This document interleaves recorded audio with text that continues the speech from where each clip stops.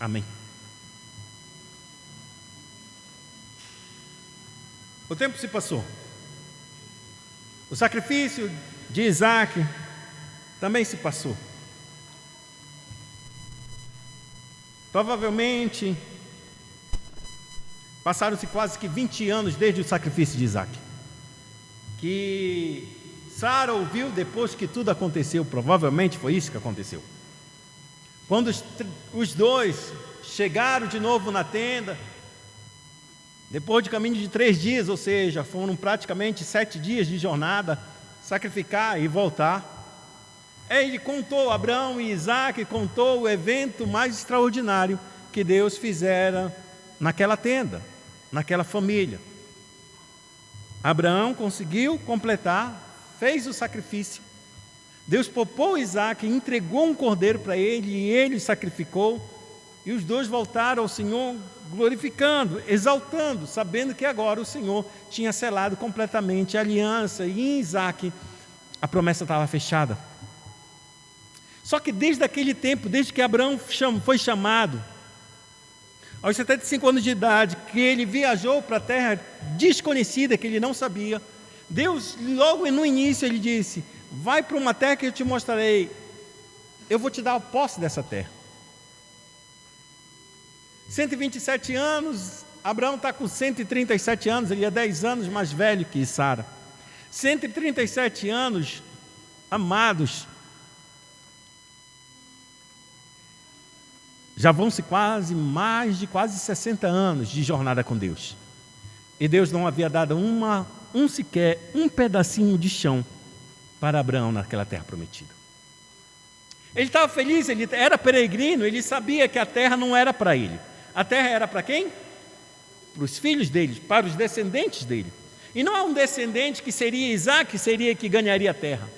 A Bíblia diz claramente que logo na jornada do início de Abraão, não tinha passado talvez nem uns 10 anos, quando Deus voltou com ele, fez um pacto com ele e disse: Abraão, eu vou te dar essa terra, mas essa terra vai ser dada aos teus descendentes, porque os teus descendentes ainda vão peregrinar e vão ficar escravos e cativos por 400 anos em um determinado local, numa terra estrangeira, e eu vou resgatar esse povo de lá, os teus descendentes, e vou trazer para essa terra. Então Abraão sabia claramente que o filho dele não viveria 400 anos. O neto dele não viveria 400 anos. Talvez nem o bisneto dele viveria 400 anos. Seriam 4 gerações. Então ele tem clara certeza de que Deus daria a terra prometida para ele, em possessão perpétua, como Deus falou para ele. Porém, seriam os seus descendentes que iam desfrutar. A única coisa que ele precisava saber é que os descendentes dele teriam que existir. E a descendência dele estava fechada em Isaac. Então o tempo foi passando e nem um pedacinho de chão. O coração de Abraão, ele vai caminhando com isso, ele vai caminhando na fé. Eu tenho meu filho, eu tenho todas as propriedades, ou melhor dizendo, propriedades móveis, ouro, prata e os gados, e os rebanhos que ele tem, os servos que ele tem. Ele não tinha um lugar, era como se fosse, vamos supor dizer, um hippie muito rico, né? Vamos colocar assim. Não tem paradeiro, não tem cidade, ele entra e passa, ele não fica numa cidade, ele fica perto das cidades. Ele passa de longe, ele está sempre vagueando e como ele mesmo se denota, eu sou estrangeiro e peregrino. Mas isso não significa dizer que ninguém conhecia Abraão. Todo mundo conhecia muito bem Abraão, sabia que era um homem extremamente abençoado, e sabia que era um homem extremamente poderoso, devido à quantidade de rebanhos, devido à quantidade de servos que o cercava. Tudo fazia de Abraão um homem extremamente abençoado, apesar dele nunca ter encontrado uma cidade para ele habitar e morar. Nunca foi. Só que acontece uma coisa, e qual é o evento que agora começa a turbar o coração de Abraão?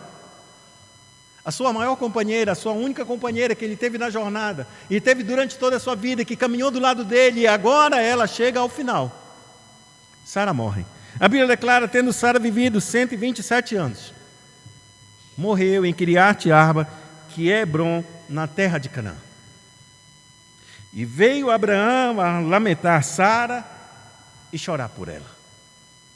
Um homem de muita fé, um homem de muito vigor em Deus, é um homem que chora por aquilo que ele perde. Os anos se passou, a companheira estava do seu lado e viveu. Sara, o que Deus tem com Sara? Porque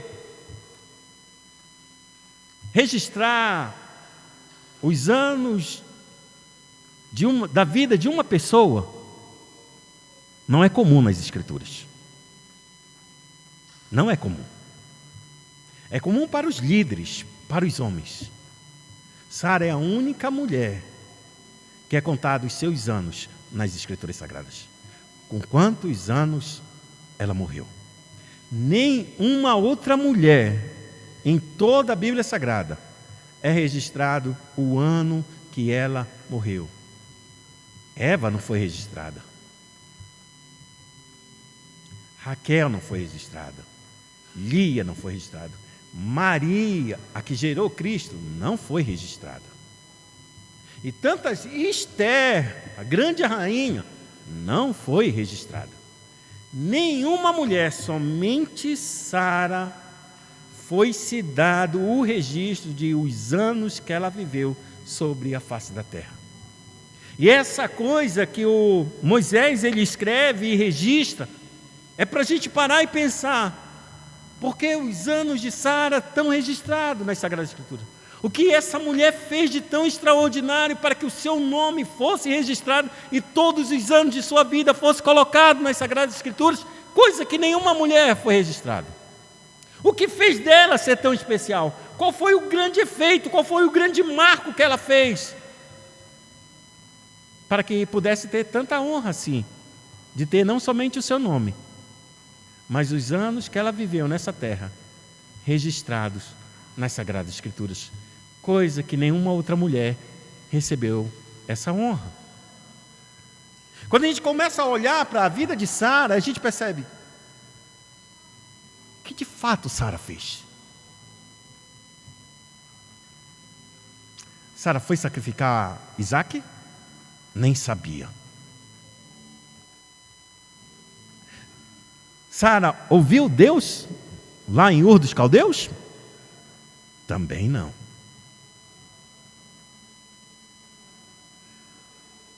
O que Sara fez, amados?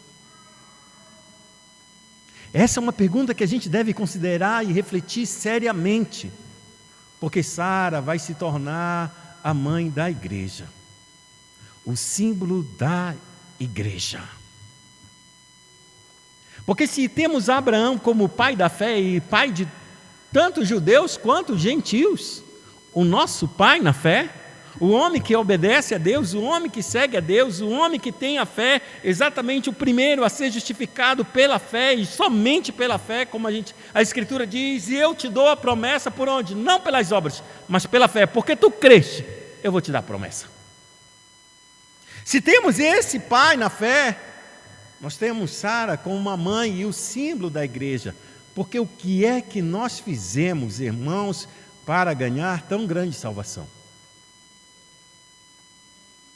O que é que a gente fez? A gente fez o que Sara sempre fez. Sabe o que a Sara fez? Apenas foi submissa e seguiu o seu pai, e seguiu o seu marido. É só isso que Sara fez. É isso que a igreja também tem que fazer. Ela deve seguir o Cristo, o seu noivo. O Cristo que faz todas as coisas, o Cristo que faz o sacrifício, o Cristo que se coloca como sacrifício, o Cristo que abre o caminho, e a igreja só vem aonde? Debaixo dele. Seguindo os seus passos, sendo protegida, limpa, guardada, purificada. É isso que Cristo faz por cada um de nós, e nós, como Sara, devemos seguir, e o nosso nome está escrito aqui, e a Bíblia é interessante, porque a partir desse texto, o nome de Sara não vai se falar mais em todo canto, só lá no final, quando Abraão adquire a posse do terreno, então ele pega Sara, porque durante toda a conversa, Sara é dita somente, a tua morta, minha morta, a tua morta, tua morta, deixa eu sepultar a minha morta. Não se fala mais Sara. E é isso que a gente tem que entender, porque na nossa vida, na nossa caminhada dessa terra, a gente precisa caminhar debaixo daquele que fez todas as coisas. Mas uma coisa é muito interessante, porque aquele que cuida de nós em vida vai cuidar de nós também na hora da nossa morte.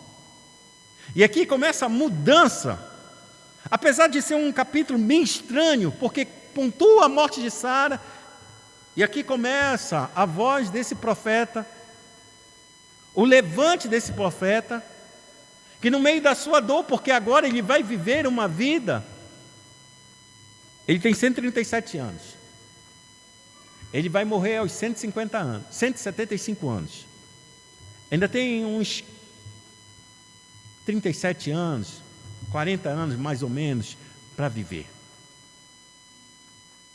43, melhor dizendo. É uma estrada longa, 40 anos. Mas antes que Isaac nascesse, ele já tinha 50 anos caminhando com a sua esposa. 50 anos caminhando com a sua esposa. Ele viveu tudo com essa esposa. Ele partilhou de tudo com essa esposa. Isaac não sabe quase nada dele 50 anos para trás. Mas agora essa mulher não está mais do seu lado. E essa mulher é um símbolo tão grande, tão maravilhoso. Por quê? Porque o texto diz exatamente isso. Antes que Isaac fosse sacrificado, o capítulo anterior diz que Abraão, mais uma vez, ele falha com Sara. Porque ele entra numa aldeia, entra numa cidade e diz que Sara é sua, o quê? Irmã. Quando a gente vê o primeiro texto, quando acontece isso, logo na sua jornada, na descida ao Egito, que ele diz que Sara é sua irmã e Faraó toma ela, a gente fica pensando, poxa, mas Sara não é novinha. Ela está com 65 anos, no máximo 70 anos, quando Abraão ele desce para Gerar, desce para o Egito. Aos 70 anos, essa mulher está formosa, está bonita. E ele diz, vamos fazer um pacto. A gente vai descer em terras estranhas, você é muito bonita. Quando a gente lê esse texto, eu ainda me confundo, mas refletindo agora sobre esse texto que eu tenho estudado, eu percebo que a beleza de Sara é fenomenal. É algo fora do comum. Aos 70 anos de idade, essa mulher está bonita, ao ponto de Abraão falar isso. E ao ponto dos reis, que não viram essa mulher. Os homens chegaram, existe uma mulher tão bonita que chegou com um rapaz, com um senhor aí. Eles são irmãos, mas talvez nem pareça. De tão bonita que essa mulher. O que falaram para o faraó? Ela é casada? Não, ela é solteira. Ela disse que é irmão dela. E ele também disse que ele é irmão dela. Então, pega ela para mim, vai para o meu harém. Quero ver isso com meus próprios olhos. E pegou Sara. Sara está com 70 anos. Quando ela vai ter Isaac, ela é engravidada com 89 anos. Se passam quase 20 anos. E a Bíblia diz que os homens, no caso, Abimeleque, olha para ela. Que mulher linda. 90 anos de idade, amados. 90 anos de idade. Uma beleza que não se desfaz. Aquele homem toma aquela mulher, coloca no seu harém, e Deus liberta mais uma vez, trazendo juízo para esse homem, e eles voltam, e no capítulo seguinte temos o capítulo do sacrifício de Isaac. E agora nós temos a morte de Sara. O que dá-me a entender que dos 90 anos até os 127 anos, a beleza dela não terminou. Não se esvaiu. Olha o que o texto diz para nós. Verso de número 3. Levantou-se depois Abraão da presença de sua morta, não fala mais de Sara, e falou aos filhos de Et: eu sou estrangeiro e morador entre vós, dá-me posse de sepultura convosco, para que eu sepulte a minha morta. No texto de vocês está exatamente para aqui, mas no texto do original, do hebraico, que a gente vai olhar, ele acrescenta uma palavra, E a frase que ele termina dizendo assim mesmo: para que eu sepulte a minha morta fora da minha vista. O que o autor de Moisés, o que Moisés está querendo falar para nós? Ele estava querendo dizer que a beleza, que quando ele levantou e começou a chorar pelaquela morta, quando ela estava morrendo, quando ela estava morta e ele chorando, a beleza dela foi se indo. Foi se indo. Foi se indo. A Bíblia declara que ele se levanta, vai até os filhos de Et, onde ela morreu, e diz: eu quero comprar um campo para sepultar, ou seja, eu quero um cemitério entre vós. Eu preciso comprar, porque eu quero sepultar a minha morta, eu quero longe da minha vista. Aqui é a primeira vez que a Bíblia vai falar sobre morte. É a primeira vez que a Bíblia vai falar. É a primeira vez que a Bíblia vai falar sobre campo, uma compra e uma venda. É a primeira vez que Deus vai falar sobre todas essas coisas. E aqui é uma coisa importante, porque a morte na vida de Abraão já deveria ter acontecido muitas vezes. No meio do seu grupo, muitas pessoas morreram. Mas da família dele, o pai dele morreu, próximo de entrada em Canaã. O seu sobrinho Ló talvez já tenha morrido, mas está fora da sua vista, está bem longe. Ismael e Agar, outros distantes. O que sobra sobre Abraão? Somente a sua própria família, ele, Isaque e Sara. São só os três. Servos dele tenham morrido, mas a Bíblia não faz menção. Significa dizer que Abraão enterrou de qualquer jeito, colocou num lugar, fechou e seguiu o caminho. Mas agora não. Existe um ente querido muito precioso para ele. E ele não tem um palmo de chão nessa terra. Uma terra que é dele, que Deus havia dado. Como faz esse homem? O que faz ele se erguer no meio dessa dor? O que faz ele esquecer que essa princesa, Sara, que a beleza é descomunal, mas que na hora da morte se foi? A primeira coisa que eu quero mostrar para vocês é que a beleza e toda a formosura que existe nessa terra, a morte ela vai destruir.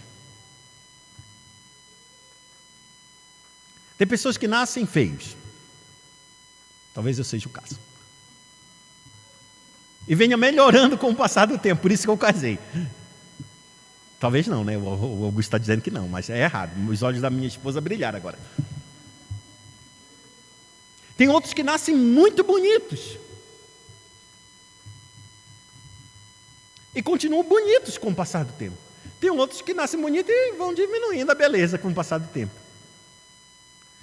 Mas o fato é que aqui nessa terra, o que seja mais bonito vai murchar, vai perecer diante da morte.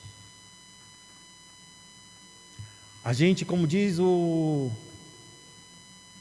profeta Ló, ou melhor dizendo, Jó, nu entrei neste mundo e nu eu vou voltar. Aqui eu não trouxe nada e nada vou levar. Tudo fica aqui, tudo acaba aqui, minha glória, meus pensamentos, meus bens, tudo acaba. Não importa a formosura, não importa o quanto as pessoas achem eu bonito. E aí esse, entre aspas, bonito, coloque qualquer coisa na sua vida que seja de maior valor. Teus bens, teu dinheiro, tua família, teus filhos, seja o que for, que seja mais belo e precioso aos olhos dos homens que olhem para você, isso um dia vai findar, com a morte vai perecer. E todos nós, diante dessa realidade, a gente tem que fazer o que Abraão faz. Ele se levanta. Você tem que se levantar. Porque a fé é a única coisa que vence a morte, amados. A fé é a única coisa que vence a nossa tristeza. A fé é a única coisa que vence as nossas decepções, as nossas crises, tudo que se esvai, tudo que se perde, como a beleza daquela mulher, que se ia se esvaindo, e Abraão se levanta e disse: esse não é o fim dessa mulher.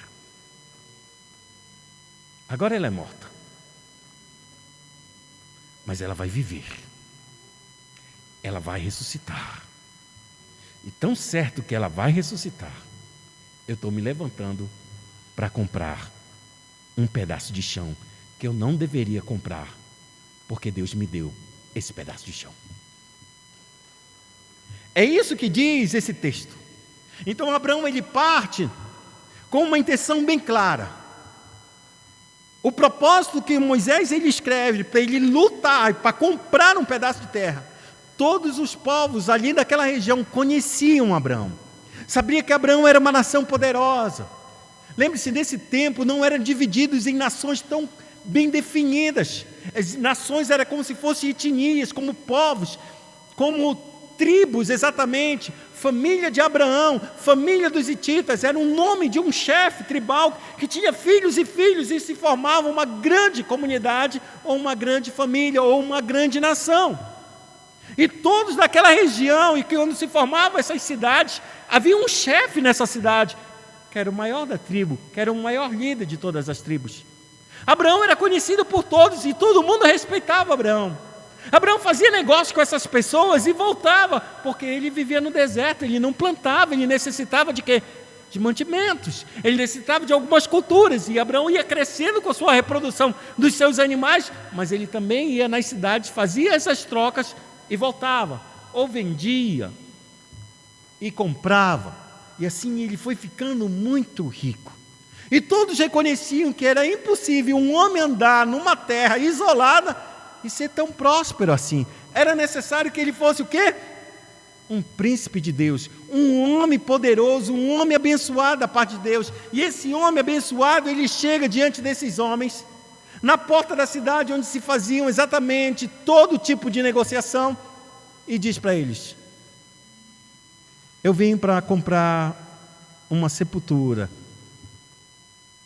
de vocês, porque tudo era deles.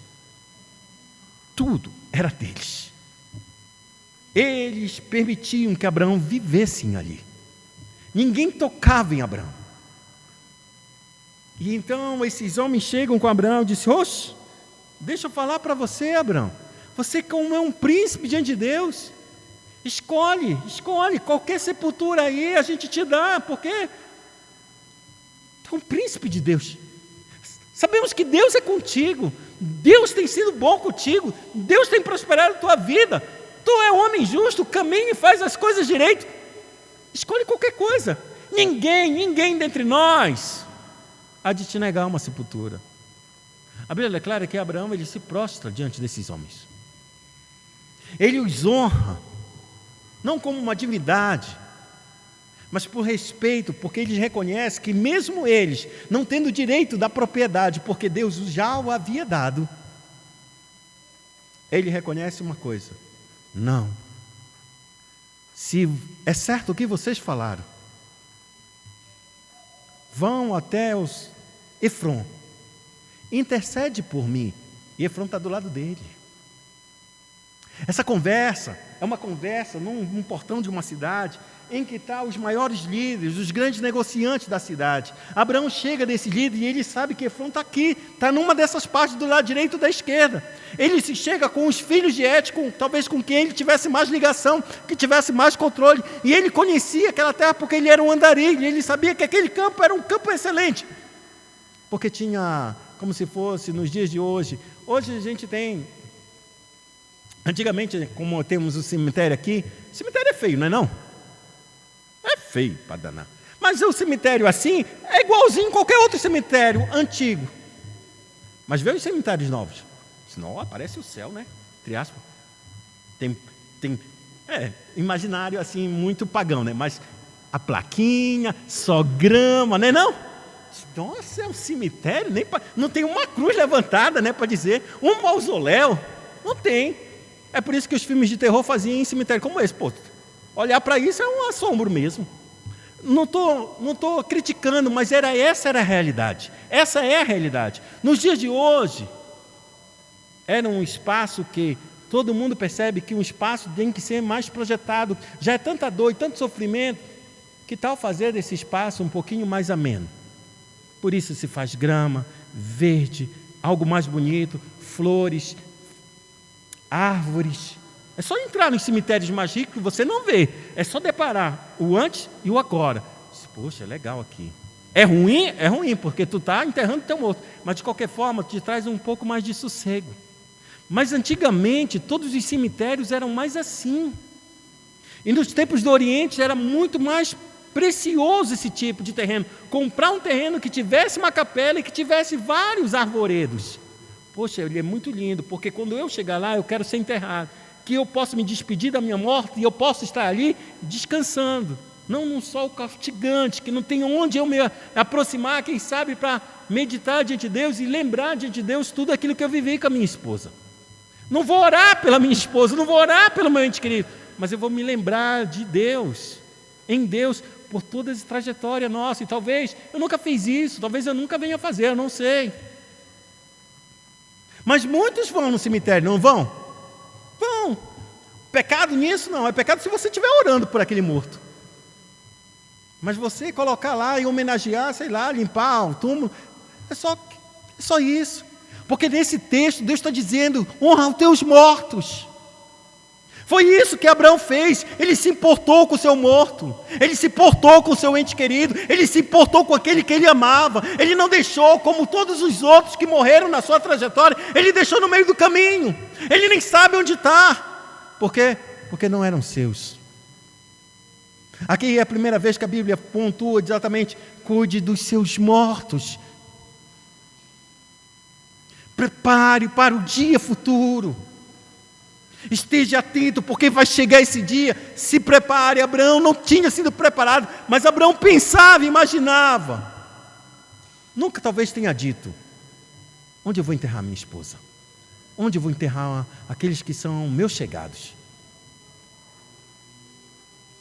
E quando esse dia chegou, ele se levantou e ele sabia exatamente onde ele haveria de enterrar. Eu quero aquele campo. Por favor, intercedam por mim a Efron. Ele está falando assim com o povo e Efron está bem aqui do lado. Aí Efron olha e diz assim mesmo para ele: não precisam que eles intercedam. Eu mesmo, Abraão, pode enterrar. Não somente eu te dou a sepultura, a caverna, te dou também todo o campo onde nela está. E a Bíblia é clara que Abraão, mais uma vez, ele se levanta, agora ele se prostra diante do povo da terra. São 3 povos que estão ali em frente naquela vamos colocar aqui, naquela assembleia, naquele tribunal onde se decidiam as coisas na cidade. Os filhos de Et, o povo da terra e Efron. Abraão não fala com Efron, ele fala diante dos povos da terra. A pergunta é, por que Abraão vai fazer dessa forma? É porque aquilo tinha que estar selado. Não existe escritura naquele tempo. Tudo era tratado pela palavra. A palavra do homem era a lei, e essa palavra do homem era a lei, era estabelecida diante de todas as pessoas. E quando essas pessoas reconheciam que aquilo foi tratado verbalmente, claramente, diante de olhos todos, e aquele que era o mais interessado estava dizendo, sim, eu concordo, estava selado todo o desígnio ou toda a decisão ali naquele momento. E é isso que Abraão faz. Ele disse: se tu tens por carinho por mim, então me diz o preço, quanto vale o campo, que eu te darei. Efron é um homem muito rico, Abraão é um homem muito rico, e Efron diz assim mesmo. O texto é carregado de palavras que são exatamente muito generosas, muito polidas. É como se fosse um grande agravo eu trazer. É como se eu tivesse assim $2 bilhões no meu bolso, eu estivesse falando com o Renato que tem uns outros 4 bilhões. Abraão, é só R$50 mil esse campo aí para ti. Mas o que é isso para mim e para ti? R$1 bilhão, R$50 mil. Faz alguma coceira? Faz cócega? 400 peças de prata. A Bíblia é clara que Abraão se levanta, pesa a prata na frente de todo mundo e entrega o dinheiro para Efron na frente de todo aquele tribunal, e é selada essa palavra. O campo passa a ser de Abraão. E aqui a gente tem que entender uma coisa, que esse princípio é tão claro. Abraão enterra a sua morta. Abraão faz uma coisa que é preciosa demais para nós. Ele não somente está colocando uma pessoa que está, ou enterrando apenas alguém. Quando ele compra aquele campo, não é o fim da sua jornada, porque é o único pedaço de terra que Abraão comprou durante toda a sua vida. Naquele campo vão ser enterrados ele próprio, o seu filho Isaque, a sua esposa Rebeca, o seu outro neto Jacó e a sua esposa, primeira esposa, Lia. Esse campo existe até os dias de hoje e ele se tornou um ponto que a gente pode dizer mais sagrado para o povo de Israel. Ele vai ali, é o segundo ponto mais visitado de toda a terra de Israel. O primeiro ponto mais sagrado é o muro ocidental, o muro oriental do Templo de Jerusalém, a única parte que sobrou do templo, a única parte, em que o povo fica orando assim. Lembra? Você não viu o filme? Eu tive graças a Deus, no meu tempo de igreja quadrangular, eu conheci um pastor que ele era judeu. Ele havia se convertido e a família dele o abandonou. Cortou os laços. Quando ele conta, ele chora porque ele ainda sente a falta da família dele. Ele diz que o povo judeu é um povo muito familiar. E quando os judeus que são, tipo assim, realmente judeus da religião judaica, não somente do sangue judeu, mas praticantes do judaísmo, quando uma pessoa se converte, eles cortam a relação completamente, é como se essa pessoa morresse. E aí ele contou uma coisa, e um dos meus colegas que estava num seminário que eu estava fazendo junto com eles, eu perguntei para ele, eles perguntaram assim, por que esses homens ficam fazendo assim, balançando? Eu vou trazer isso aqui para vocês como forma de conhecimento, basicamente. Não, eles não ficam orando balançando. Eles não ficam orando e balançando. É porque quando eles estudam as escrituras, um só estuda a escritura. Só temos uma escritura. Então o primeiro ele desce, lê o texto e sai. O outro vem, desce e sai. Era assim que eles faziam. E eles mantêm esse ritual exatamente para dar, como se pode dizer, valor à escritura sagrada. Porque naquele tempo eles só tinham uma escritura sagrada. E uma vez, cada um tinha a sua vez de ler um pedaço da escritura. Então lia e se afastava. Então o outro vinha e lia. Hoje a gente vê eles no muro sempre fazendo isso. Mas é apenas uma expressão do passado para lembrar-se da verdade das Sagradas Escrituras. Do peso e da excelência que eles tinham e que hoje está fartamente dada a cada um de nós. Só esse parênteses, fecha esse parênteses, mas uma coisa é certa. Abraão, quando ele enterra sua amada esposa ali, é o único pedaço que ele tem de terra. E esse único pedaço de chão que ele compra é as primícias de que Deus dará para ele a terra nova. Não somente a terra prometida, mas uma terra que ele espera que vai estar mais lá na frente. É o que muitas vezes, no meio de tantas coisas, de tantas dificuldades, no meio de tanta situação terrível, Abraão, nessa situação, ele mostra toda a sua fé ao comprar aquele campo e enterrar sua morta, porque ele vai acreditar, e ele acredita, que existe uma cidade maior e melhor, onde ela não pode ser desfeita, onde, como diz a Escritura, a traça não come, a ferrugem não corrói, e nem os ladrões minam e nem roubam. Um tesouro guardado e precioso. É assim que ele faz e é assim que ele ama. E ele anda dessa forma e desse jeito, dessa forma para que, no final de todas as coisas, a gente possa agora, nos dias de hoje, e como Israel estava recebendo essa mesma palavra, já no Monte Sinai, o que ele vai entender? O que Israel ele tem que compreender? O que Israel tem que receber no seu coração? Porque isso já se passou há muito tempo. Já são 400 anos que se passou e agora eles estão libertos, estão próximos da terra prometida. o que é que Deus está querendo ensinar para o povo de Israel e o que Deus quer ensinar para nós nos dias de hoje. Abraão comprou uma sepultura porque ele espera a ressurreição dos mortos e não um quinhão nesse mundo.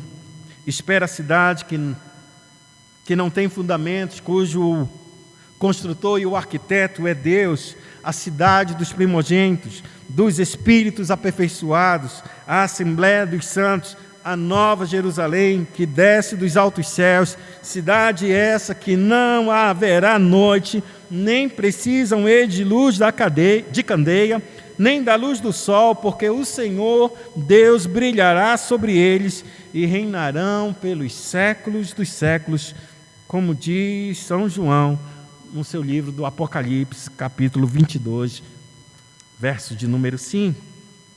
Portanto, a compra desse campo e a sepultura em si é um ensinamento e uma profecia, que Deus começa onde termina o homem.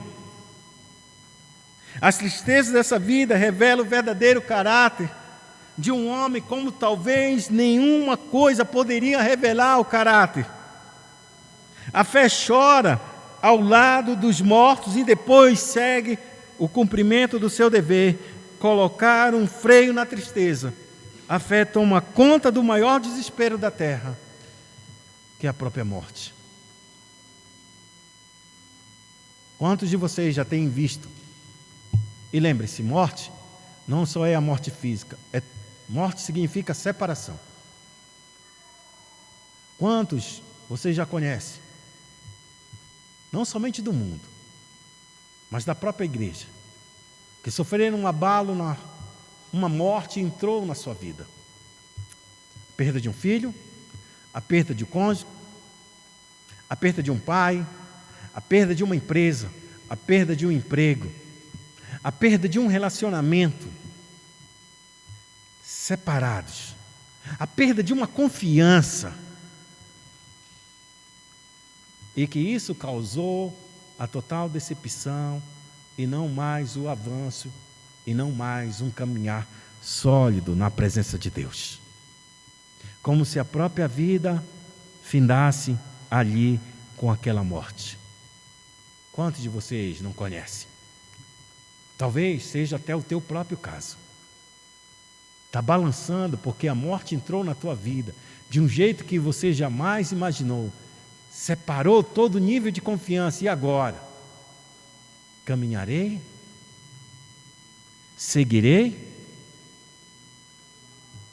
Mas Cristo, Ele está dizendo, quando a morte chegou a Abraão, Ele só venceu cada morte na sua vida, porque Ele se levantou na fé que Deus havia dado. E essa fé não é outra coisa senão crer nas promessas de Deus. Fé é um conteúdo que a gente crê nas palavras que Deus tem dito para nós. É só isso.